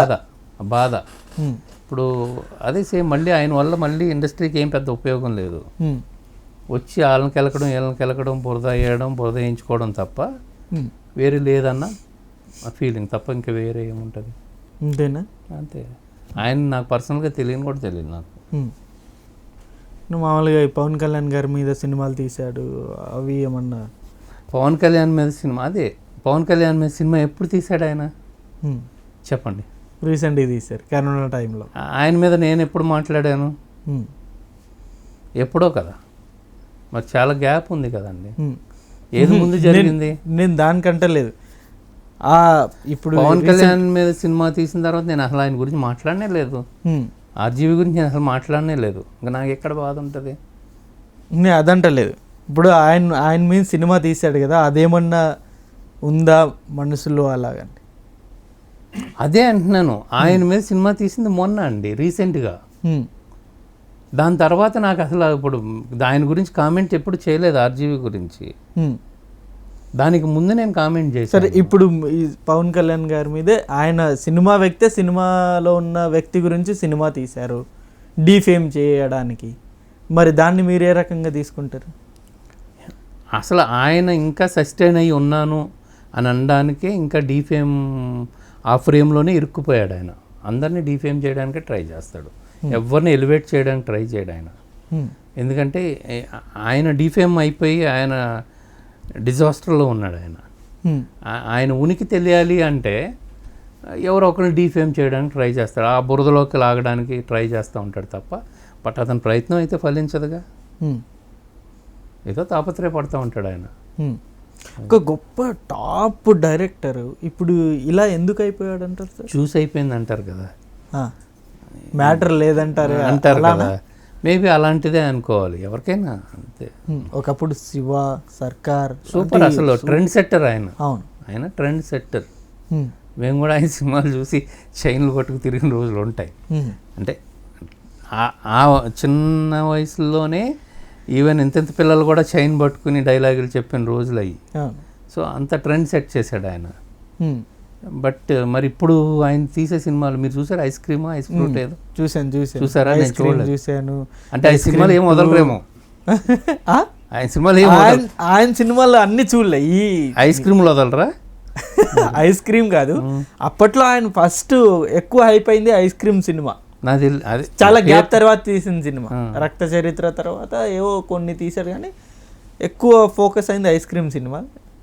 సరే ఓసారి చూద్దాం ఆర్జీవి గారి సినిమా అంటే ప్రతి ఒక్కరికి కొంచెం లైక్ ఉంటుంది. మీరు శివ లాంటి సినిమా చూసారా? చూసాను, శివ చూశాను. దానికి దీనికి అసలు ఏమన్నా సంబంధం? ఆ డైరెక్టర్ ఈ డైరెక్టర్ ఒకటే? అసలు సంబంధం అదే నేను అడుగుతున్నా. మళ్ళీ జిఎస్టీ తీశారు, బూత్ సినిమా, న్యూడ్ మూవీ. అందులో ఉందా బూత్? ఉందా? ఆ ట్రైలర్స్లోనే ఉంటాయి, సినిమాల్లో ఉండవు అనేది నాకు వినికిడి. మీరు చూడలేదా జిఎస్టీ? నేను చూడలేదండి, చూడలేదు. ట్రైలర్స్లోనే ఉంటాయి, సినిమాల్లో ఉండవు అనేది వినికిడి. అంటే అందులో ఎంత ఉందో నాకు తెలీదు. అంటే ఒక అమ్మాయి అంటే వర్ణించడం అంటే అంత శివ, సర్కార్ లాంటి సినిమాలు తీసిన వ్యక్తి ఒక అమ్మాయి పార్ట్స్ని వర్ణించి న్యూడ్ సినిమా తీస్తున్నాడు అంటే ఆయన దగ్గర జ్యూస్ అయిపోయిందని అర్థం అని ఇందాకే చెప్పాను కదా మీకు. ఇంక వేరే మ్యాటర్ లేదు. మ్యాటర్ లేనప్పుడు ఇంకేం చేస్తాడు ఆయన? మీరు ఎవరినైనా చూడండి, సబ్జెక్ట్ మాట్లాడకుండా అడ్డంగా వాదించడం, అడ్డంగా బూతులు తిట్టడం మొదలెడతారు. అవును. సో దాని అర్థం ఏంటంటే వాళ్ళ దగ్గర సబ్జెక్ట్ లేదని. ఉంటే సబ్జెక్ట్ మీద మాట్లాడాలి ఎవరైనా. ఇప్పుడు నాకు అన్ని సబ్జెక్ట్ తెలియదు. ఇప్పుడు ఆయన వచ్చి డైరెక్షన్ ఫీల్డ్లో నన్ను మాట్లాడమంటే నేను మాట్లాడలేను, నాకు తెలీదు. ఆయన డైరెక్టరు, నాకు తెలీదు. సో అంటే ఆయన డైరెక్షను అంత హిట్ సినిమాలు ఇచ్చిన ఆ వ్యక్తి ఎలాంటి సినిమాలు చేయాలి? లేదంటే ఖాళీగా కూర్చోవాలి. సో అతనికి సస్టైన్ అవ్వడానికి చెప్తున్నాను కదా, అతను ఇండస్ట్రీలో ఏదో ఉన్నాను అని అనిపించుకోవడానికో, నేను సినిమా వాడిని అని అనిపించుకోవడానికో రకరకాల ప్రయత్నాలు చేస్తూ ఉంటాడు అతను. అది నాకు కలిసారా సార్ ఎప్పుడన్నా ఆర్జీవి గారిని? కలవలేదు. కలవాలి అనుకోవట్లేదు. ఎందుకు కలవాలి? ప్రొడ్యూసర్గా మీరు సినిమా ఏమన్నా ప్లాన్ చేసి ఆయనతో నాకు పని లేదు, ఆయన సినిమాలు నాకు అవసరం లేదు. ఆయన పిలిచి ఆయనే ఫ్రీ పబ్లిసిటీ ఇస్తాడు ఏ సినిమా తీసినా. అయి ఉండొచ్చు. ఆయన పబ్లిసిటీ పీక్స్లో ఆయనకు తెలుసు ఎలా పబ్లిసిటీ చేయాలి సినిమా అన్నది. అదే ప్రొడ్యూసర్గా మీరు ట్రై చేస్తే చేయను, చేయరా? నాకు నచ్చదు ఆయన స్టైల్ ఆఫ్ ఇది. ఇప్పుడు మీరు ఈ ప్రొఫెషన్ ఇప్పుడు ప్రొడ్యూసింగ్ అదే ఏమన్నా మూవీస్ చేస్తున్నారా సార్? అదే ఒక సినిమా ఇప్పుడు రిలీజ్కి ఉందండి, రెడీ అయింది. టైటిల్ డిసైడ్ చేశారు? ఏ మూవీ సార్? జర్నలిస్ట్ అండి. జర్నలిస్ట్ ఏంటి అంటే ప్రజెంట్ జర్నలిజం గురించి మొత్తం చూపిస్తున్నారా? జర్నలిస్ట్ పడే కష్టాల గురించి అంతేనా? అంతే. లేకపోతే ప్రజెంట్ ఉన్న జర్నలిస్టుల గురించి ఇలా ఒక్కొక్క పార్టీకి ఒక్కొక్క పత్రిక అలా ఉంటుంది కదా, అవన్నీ రియాలిటీ ఏమన్నా అంటే ఏముంది ఒక్కొక్క పాటికి ఒక పత్రిక? అది మీకు తెలుసు, నాకు తెలుసు. అది నాకు పూర్తిగా మీకు తెలిసింది నాకు తెలుసో లేదు తెలుసుకుంటాను. ఒకసారి చెప్పండి, ఒకసారి చెప్పండి. ఏమని? మీకు ఏం తెలుసో చెప్పండి. ఏ పార్టీకి ఆ పత్రిక ఉందా? లేదంటారా? ఉందని అనిపిస్తుంది. అంటే మీకు ఏమనిపించింది? ఏ పత్రిక దేనికి అనిపించింది? అంత కుల్లాగా చిన్న పిల్లని అడిగినా చెప్తారు సార్ ఈ ప్రశ్నకి ఆన్సర్. మీకు తెలీదంటే నాకు తెలియదు నేను అనట్లే, నాకు తెలియదని నేను అనలే. నాకు తెలిసింది మీకు తెలుసా లేదా తెలుసుకుంటాను, చెప్పండి అన్నాను. ఓకే, ఒక్కొక్క ఏమన్నారు మీరు ఇప్పుడు? ఒక్కొక్క పార్టీకి ఒక్కొక్క పత్రిక ఉంది. కరెక్టే, బాగుంది. నాకు ఈ విషయం నాకు కూడా తెలుసు. ఇంకా చెప్పండి. అదే దాని మీద ఏమన్నా తీస్తున్నారా? అలాగా అలా ఏముండదండి. అలా ఏముండదు. అలా ఏముండదు అంటే ఏ పత్రిక ఏ పార్టీ కోసం ఉందనేది నాకు తెలియదు. నాకు అలా తీయలేదు. ఎందుకంటే మీరు పాలిటిక్స్లో ఉన్నారు. ఏ పాలిటిక్స్లో ఉన్నాను? లేరా పాలిటిక్స్లో? ఎక్కడ నిలబడ్డాను? బీజేపీ అని నేను విన్నాను. Correct, correct, you are right. అవునా కదా? బీజేపీ కోసం పనిచేశాను, బీజేపీ కోసం పనిచేశాను, బీజేపీలో తిరిగాను.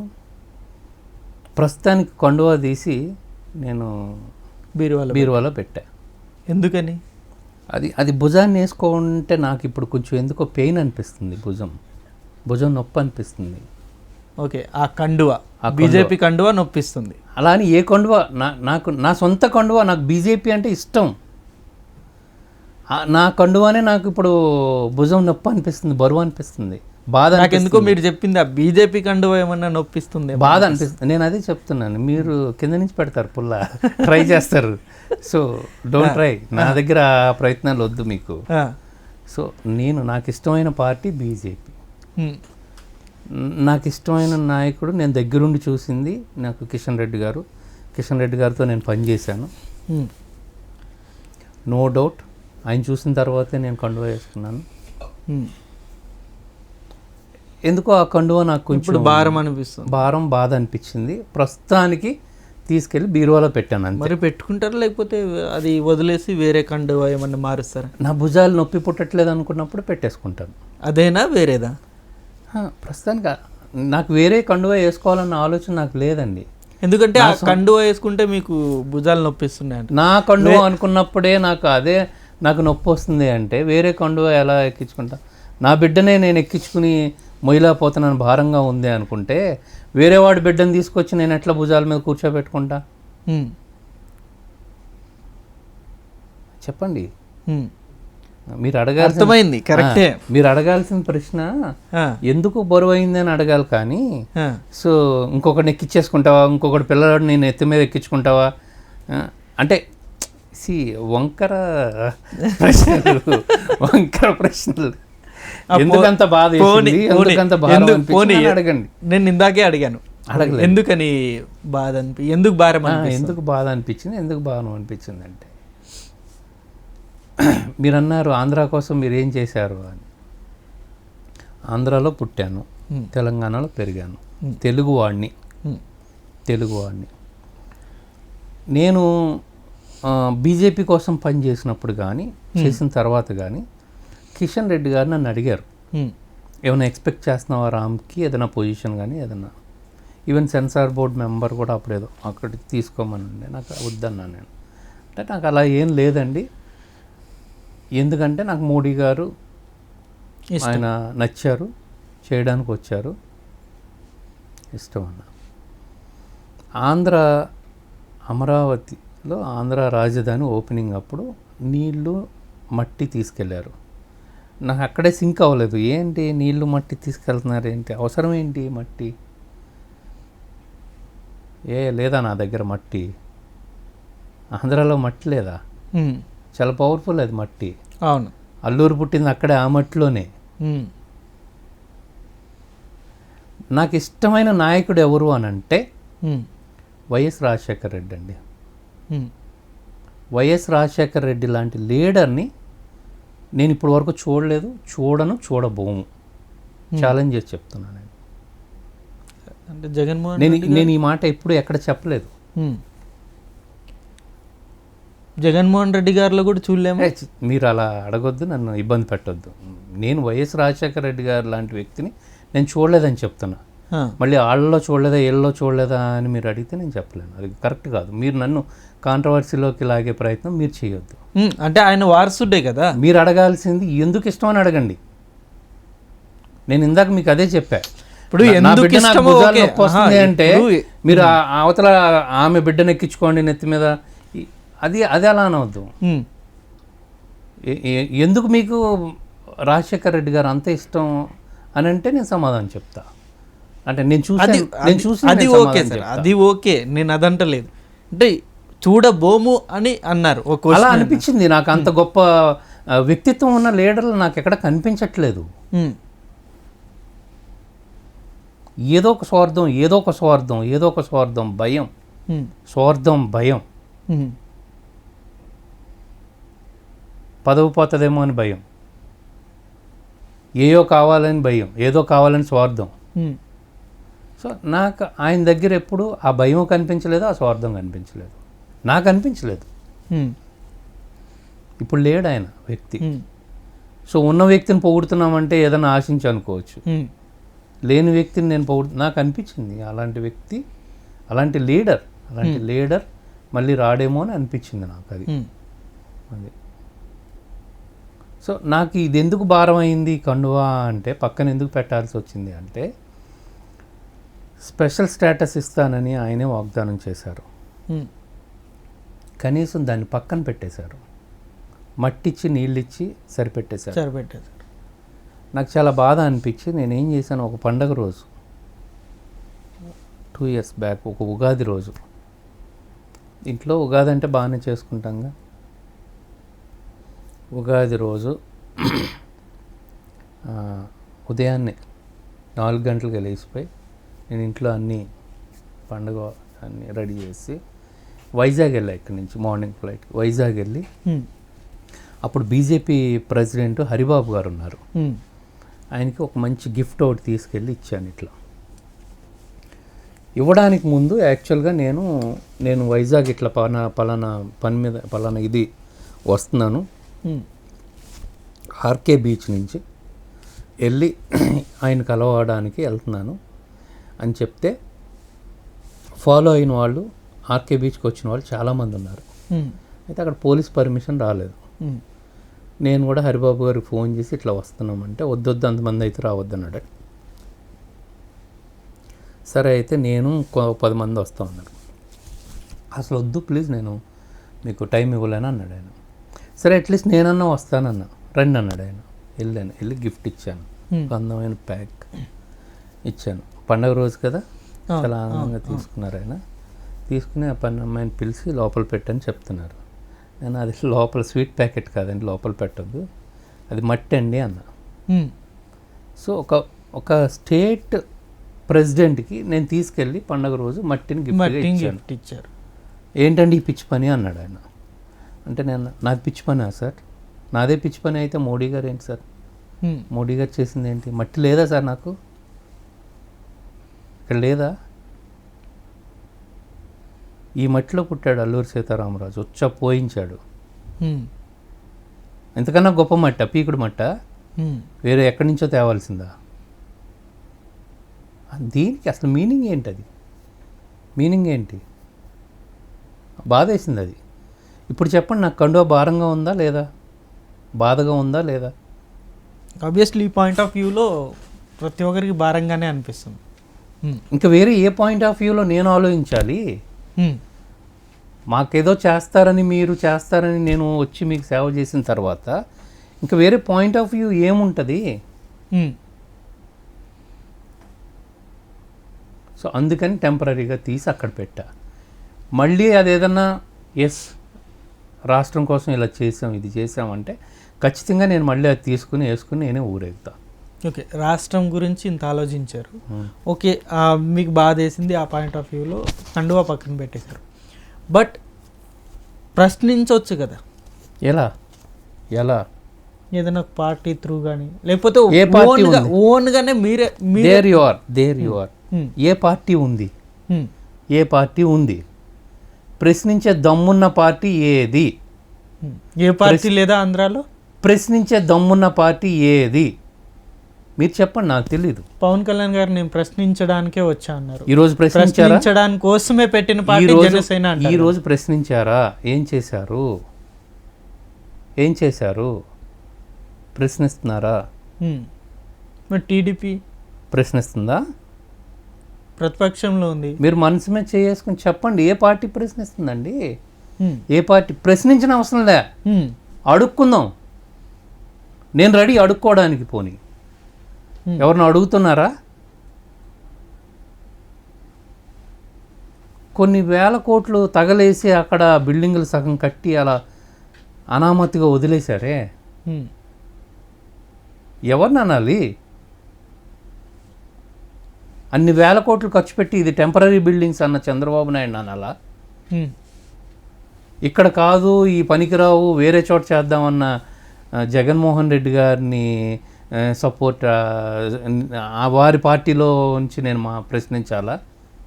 ఎలా ఎవరి ద్వారా ప్రశ్నించాలి చెప్పండి? నేను సరిపోతానా? కానీ నా ప్రయత్నం నేను చేశాను. ఒక లీడర్కి ఒక పార్టీ ప్రెసిడెంట్కి తీసుకెళ్ళి మట్టి ఇవ్వడం పండగ రోజు అంటే మామూలుగా ఆయన మీకు ఎలా ఇన్సల్ట్ ఫీల్ అయిందో సేమ్ అలాగే జరగాలని, అంతేనా? అంటే ఎలాగైతే ఆంధ్రులకి ఆ మట్టి అది నీరు తేవడం, సార్ అది ఇన్సల్ట్ అనడానికి లేదు. అది ఎప్పుడు ఆయన ఆయన ఆయన చెప్పిన వాగ్దానం అది ఇచ్చిన రోజు ఇన్సల్ట్ కాదు. ఆయన చెప్పిన వాగ్దానం చెయ్యని రోజున ఇన్సల్ట్ అది. మీరు కూర్చున్నారు, ఇప్పుడు నా కాల్లో ముళ్ళు దిగింది, నేను తీసుకోలేకపోతున్నాను. నా కాల్లో ముళ్ళు ఉందండి కొంచెం తీసి పెట్టండి అంటే మీరు గబుక్కుని నా కాలు పట్టుకుని ముళ్ళు తీస్తారు, తీయడానికి ప్రయత్నం చేస్తారు. అక్కడ ముళ్ళే లేదు. అక్కడ ముళ్ళే లేకపోతే నేను మిమ్మల్ని నా కాళ్ళు పట్టించుకోవడానికి చేసిన ప్రయత్నం ఇది, అది ఇన్సల్ట్. నాకు ముళ్ళు ఉంటే మీరు నాకు వైద్యులు, దేవుడు, అవునా కదా? కానీ విషయం ఒకటేనే, విషయం ఒకటేగా. కాళ్ళు పట్టుకోవడం అనేది విషయం ఒకటేగా. కానీ నేను అబద్ధం చెప్తే మిమ్మల్ని ఇన్సల్ట్ చేసిన వాడిని అవుతాను. నేను నిజం చెప్తే నిజంగా మీరు నాకు దేవుడు. నాకు తిరుపతిలో చెప్పారు మోడీ గారు, ఆంధ్రాకి స్పెషల్ స్టేటస్ ఇస్తాము. సో అది నిజం జరిగి ఉంటే ఆ మట్టి చూపించారు, ఢిల్లీ అంత గొప్పగా నా ఆంధ్రాన్ని తీర్చిదిద్దారు ఆ మట్టిని తీసుకొచ్చి అనేది, అది అప్పుడు ఇన్సల్ట్ అవ్వదు, అది చాలా గొప్ప విషయం అవుతుంది. అక్కడ అబద్ధం చెప్పారు కాబట్టి నన్ను అవమానించిన ఫీలింగ్ నాకు అర్థమైందా? వాళ్ళ తెలుగువాడిని అంటే అవమానించారా? ఇంత అవమానం అవసరం? తేకపోతే ఏమవుతుంది? మట్టి ఎందుకు తేవాలి? ఏమవుతుంది మట్టి తేకపోతే? ఓ బొకే తీస్తే అయిపోయేది కదా. ఎలా అర్థం చేసుకోవాలి దాన్ని? ఇప్పుడు దీని మీద ఉన్న ప్రభుత్వం ప్రశ్నించే స్థాయిలో లేదా? 22 మంది చెప్పాను మీకు, అదే చెప్పాను. అంత దమ్ము, ధైర్యం, నిస్వార్థం ఉన్న వ్యక్తి వైఎస్ రాజశేఖర రెడ్డి గారు. అలాంటి వ్యక్తులు లేరు అని చెప్తున్నాను నేను మీకు. నేను ఒక సాంగ్ కూడా నేను రెడీ చేశాను, అది అనుకోకుండా అది రిలీజ్ అవ్వలేదు, రిలీజ్ చేయలేదు. దాంట్లో అంటే ఇంక ఇప్పుడు ఆ సాంగ్ గురించి మాట్లాడకూడదు కానీ బట్ దాంట్లో ఒక చరణం అయితే, సో వద్దులేండి, అంటే కాంట్రవర్షియల్ అవుతుంది. ఇట్స్ ఓకే, పర్లేదు చెప్పండి. వద్దు. మీరే మీకు హ్యాపీగా వ్యూస్ పెరుగుతాయి, ఆ తర్వాత నుంచి ఇంటర్వ్యూలు నేను అటెండ్ అవుతూ ఉండాలి. వద్దులే అంత. ఒక లైన్ చెప్పండి. నేను వేరే బిజీ ఉన్నాను, నాకు అంత మళ్ళీ నెక్స్ట్ ఇంటర్వ్యూలు అటెండ్ అయ్యే అంత మళ్ళీ ఖాళీ లేదు. బట్ వైఎస్ రాజశేఖర రెడ్డి గారు ఉంటే అలా అబద్ధాలు చెప్పి తప్పించుకునే పరిస్థితి ఉండేదా? మీకు మీరు ఎవరి కాళ్ళు ఇక్కడ చేసుకుని ఆలోచించి చెప్పండి. ఆయన ఊరుకునేవారా? సరే, ఆయన ఉంటే రాష్ట్రాలు విడిపోయాయా లేకపోతే అవన్నీ మాట్లాడొద్దు. రాష్ట్రం విడిపోయింది, చక్కగా ఉంది, 2 రాష్ట్రాలు మంచిగా ఎవరి కాళ్ళు ఇది చేసుకోవాలి. ఊహించుకోండి, వైఎస్ రాజశేఖర రెడ్డి గారే ఆంధ్రప్రదేశ్ సీఎం అని ఊహించుకోండి. మోడీ గారు వాగ్దానం చేసి వెళ్ళారు. ఖచ్చితంగా ఆయన ప్రశ్నించేవాడు, తెచ్చుకునేవాడు. అంత దమ్ము ధైర్యం ఉన్న వ్యక్తి ఆయన. మరి జగన్ గారు ఎందుకని ప్రశ్నించట్లేదు అంటారు? అది ఆయన అడగండి, నన్ను అడుగుతారేంటి? అదే, అంటే పాలిటిక్స్లో ఉన్నారు, రోజు ఫాలో అవుతుంటారు. నేను ఫాలో అవును. వదిలేసారా పూర్తిగా? అది చెప్తున్నాను కదా, వదిలేసానా అంటే ప్రస్తుతానికి బీరోలో పెట్టాను. దాని గురించి ఆలోచించారు. రాజకీయాన్ని బీరోలో పెట్టాము అంతే. రాజకీయాలనే బీరువాలో పెట్టేశారు, ఆలోచించట్లేదు దాని గురించి. ఇంకా దేని గురించి ఆలోచించాలి? దేని గురించి మీరు అనేది? ఆంధ్ర పరిస్థితి గురించి. నేను ఏ పార్టీలోనూ తిరగట్లేదు, ఏ పార్టీలోనూ నేను ఏ పార్టీకి సపోర్ట్ అని ఎక్కడ నేను ఊరేగలేదు. ఊరేగిందల్లా బీజేపీతో చేసాం. కిషన్ రెడ్డి గారితో తిరిగాను, కిషన్ రెడ్డి గారి కోసం. నాకు కిషన్ రెడ్డి గారు అంటే కూడా నాకు మంచి అభిప్రాయం. ఆయన కూడా చాలా గొప్ప వ్యక్తి, నో డౌట్. పర్సనల్గా మాట్లాడుకుందాం, నేను చూశాను కాబట్టి. రాజశేఖర రెడ్డి గారిని కూడా నువ్వు చూసావు, నేను పర్సనల్గా కలిశాను, 2 సార్లు చూశాను నేను. ఇందాక నుంచి అప్పటి నుంచి కూడా నేను మీకు రాజశేఖర రెడ్డి గారు ఎందుకు ఇష్టం అని నన్ను ప్రశ్నిస్తారేమో అని మీరు అనుకున్నాను. మంచి ప్రశ్నలు ఎప్పుడు వేయరు, వంకర ప్రశ్నలు తప్ప. మంచి ప్రశ్నలు అని కదా. ఇప్పుడు రాజశేఖర రెడ్డి గారు అంటే ఓకే, ప్రతి మీకే కాదు, ఈవెన్ నాకు కూడా ఆయన నాకు తెలీదు. అందరికీ ఇష్టమా? ఆయన కూడా వంక పెట్టేవాళ్ళు ఉన్నారు. అంటే నేను చూసిన యాంగిల్ అయితే ఆయన నిస్వార్థమైన సేవ ఆయనకి ఉంది, దమ్ముంది. సో ప్రజలకు ఏం చేసినా కూడా అందులో స్వార్థం ఆలోచించుకునే రకం అయితే నాకు అనిపించలేదు. కాదు, అది ఒప్పుకోవచ్చు. ఎందుకంటే ఆయనకి అంటే అంత ఇష్టపడిందే ఒక్క చిన్న ఇష్యూ అండి, సింపుల్. అంటే ఇంకా ఉన్నాయి, అందులో ఒకటి ఆరోగ్యశ్రీ. ఆరోగ్యశ్రీ పెట్టేసి వదిలేయలేదు ఆయన. నేను ఆయన క్యాంప్ ఆఫీస్కి వెళ్ళాను, ఒక 2 సార్లు వెళ్ళాను నేను. వెళ్తే ఆయన క్యాంప్ ఆఫీస్లో ఒక క్యూ ఉంది, క్యాంప్ ఆఫీస్ దగ్గర లోపల క్యూ ఉంటే నేను అడిగాను ఎవరు వాళ్ళు, ఏంటి క్యూ అని. ఈ ఆరోగ్యశ్రీ రాని వాళ్ళు అప్లికేషన్ పట్టుకుని వెళ్ళి ఆ క్యాంప్ ఆఫీస్లో ఇస్తే అక్కడి నుంచి మళ్ళీ స్పెషల్ శాంక్షన్ చేయించేవారు. అంటే అది చిన్న విషయం కాదు. అవును, పథకం పెట్టేసాంగా, అయిపోయిందిగా అని కూర్చోలేదు ఆయన. ఈరోజు ఏ సీఎం క్యాంప్ ఆఫీస్లో అయినా ఒక సామాన్యుడు కనిపిస్తాడా? చాలా ఉండదు అసలు. సామాన్యుడికి ఆ చుట్టుపక్కల ఎంట్రీ ఉంటుందా? ఉండదు. మరి అప్పుడు ఈ నేమనాలి? రాజశేఖర రెడ్డి గారిని ఎలాంటి వ్యక్తి అనాలి, ఎలాంటి నాయకుడు అనాలి? సో అక్కడ మీరు అర్థం చేసుకోవాల్సింది అంటే ఒక సామాన్యుడు కూడా వెళ్ళి అక్కడ అడిగి నాకు ఇది కుదరలేదు, నాకు ఇది రాలేదు, చేసి పెట్టండి అనే అంత అవకాశం ఆయన కల్పించాడు అక్కడ. సో అలాంటి నాయకుడు అది. అంటే నేను చూసింది, నాకు అనిపించింది అప్పటి నుంచి కూడా ఆయన అంటే ఇంత సేవా దృక్పథం, ఒక పథకం పెట్టి వదిలేయకుండా దాన్ని ఎట్లా తీసుకెళ్తున్నాడు ఆయన. సో దానివల్ల ఎంతమంది బెనిఫిట్ అయ్యారో.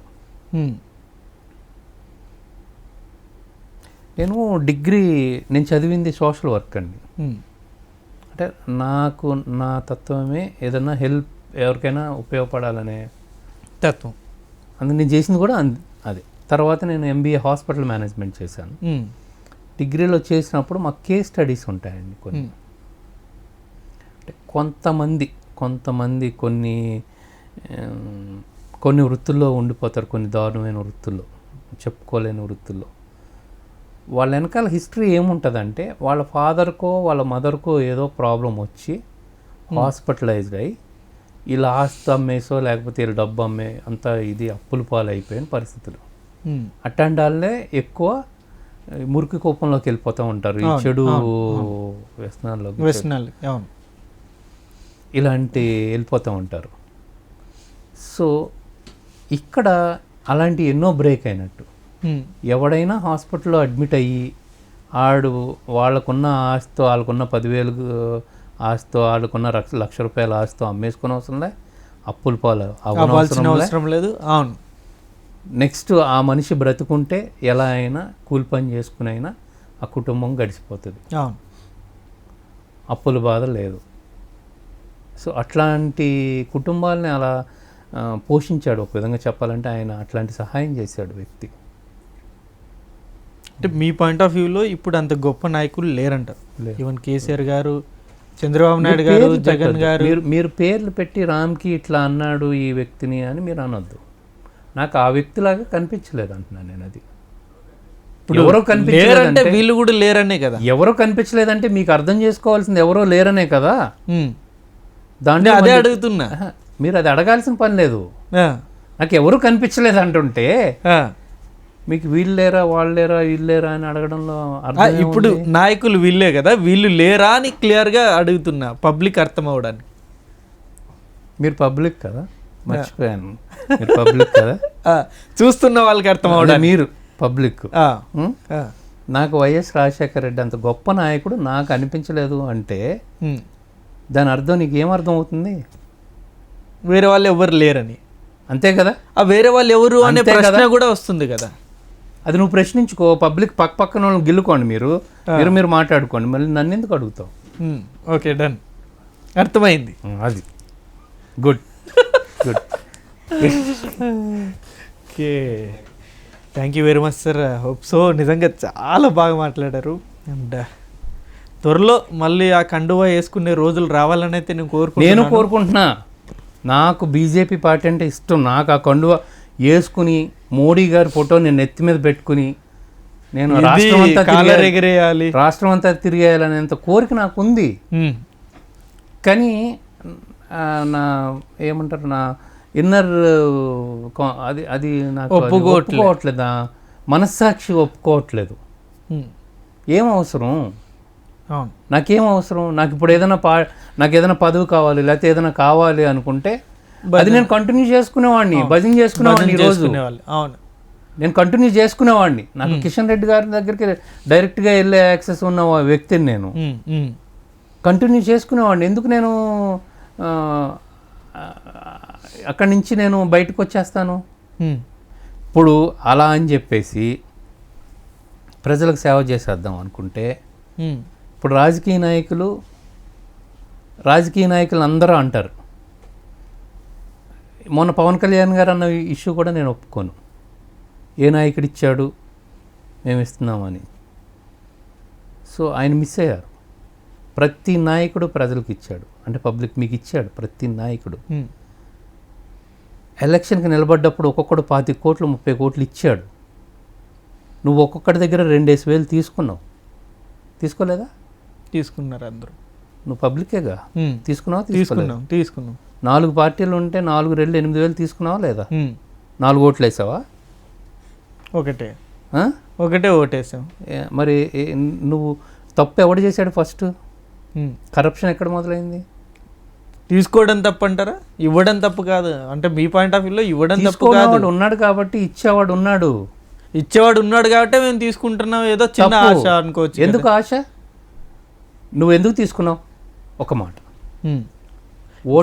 ఒక వ్యక్తి వచ్చి కరెక్ట్ ఒక 2,000 రూపాయల నోటు నా ముందు ఇలా చూయిస్తే వద్దు వద్దు వద్దు వద్దు అంటామా? తీసుకున్నావు, తప్పులేదు, యాక్సెప్ట్ చేశాను. నలుగురు దగ్గర ఎందుకు తీసుకున్నావు? డబ్బు ఎవరికి చేయదు సార్. నువ్వు ఎందుకు తీసుకున్న రీజన్ ఏంటి? నువ్వు ఏం చేయడానికి? కానీ తీసుకున్న వాడికల్లా ఏం చెప్పావు? మీకే వేస్తానని చెప్పావా? నేను మీకు ఓటు వేయను, నేను పలానా పార్టీకి వేస్తాను. చెప్పండి. నేను పలానా పార్టీకి వేస్తాను, నీకు ఓటేయను, అయినా మీకు ఇస్తావా అని ఇంకొకటి అడుగుతావా?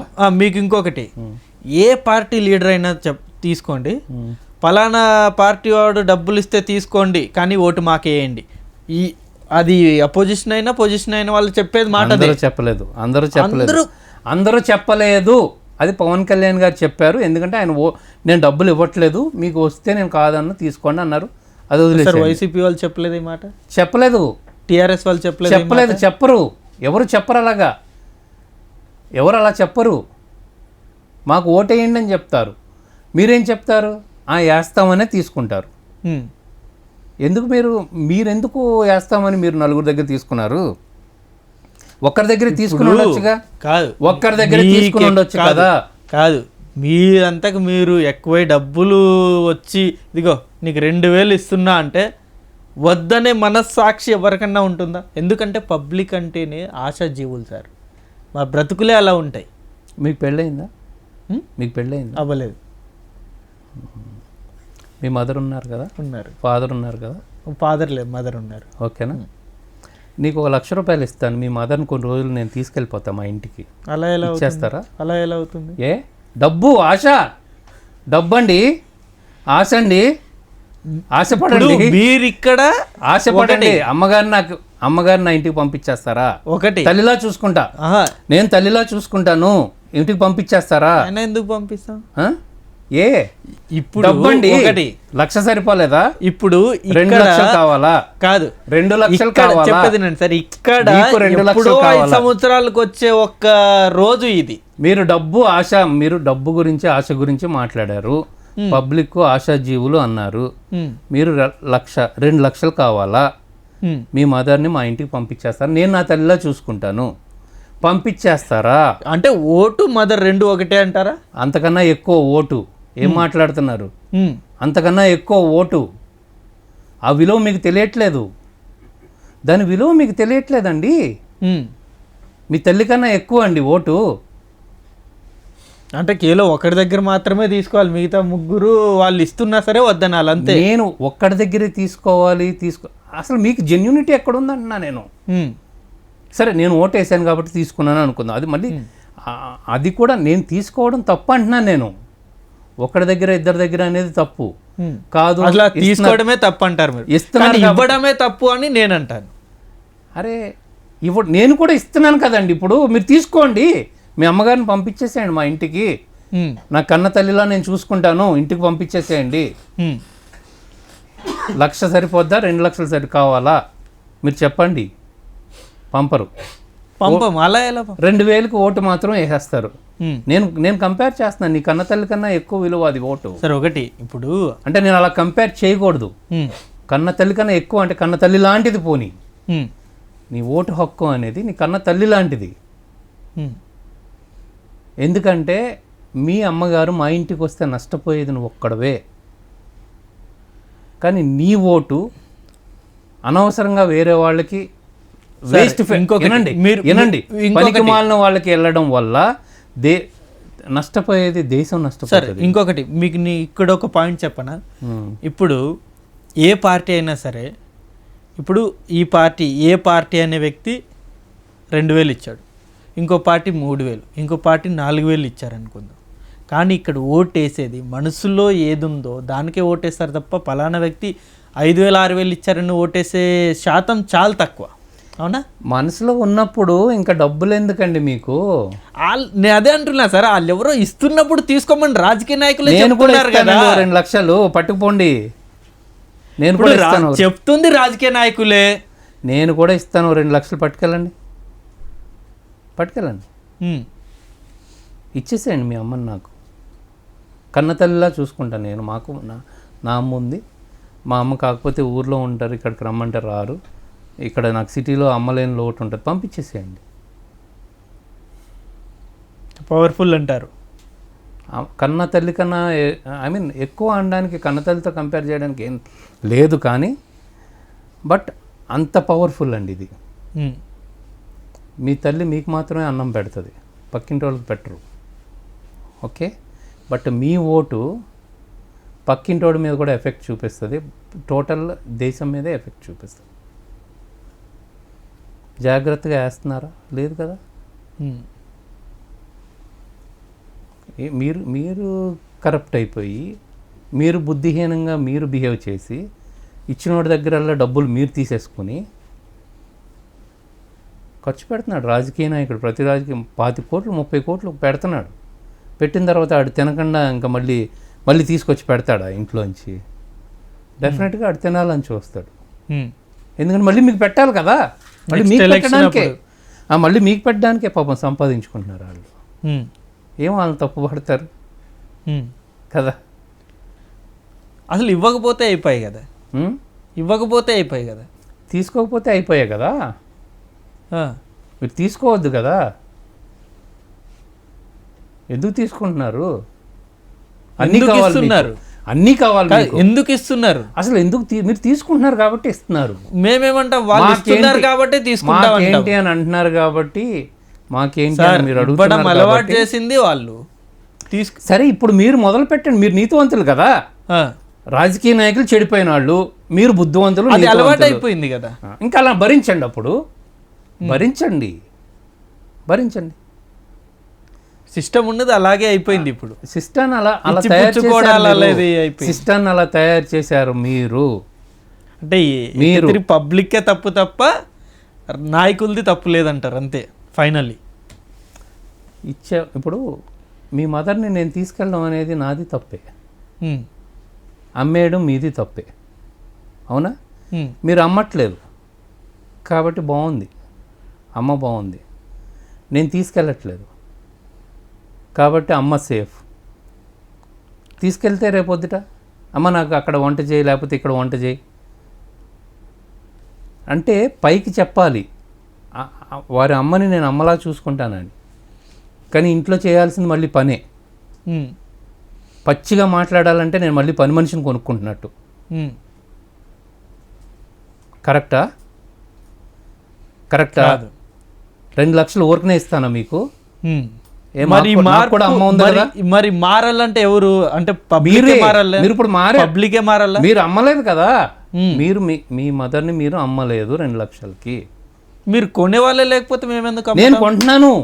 కొనేవాళ్ళే లేకపోతే మేమెందుకు అమ్ముతాం? నేను కొంటున్నాను, మీరు ఎందుకు అమ్మట్లేదు చెప్పండి.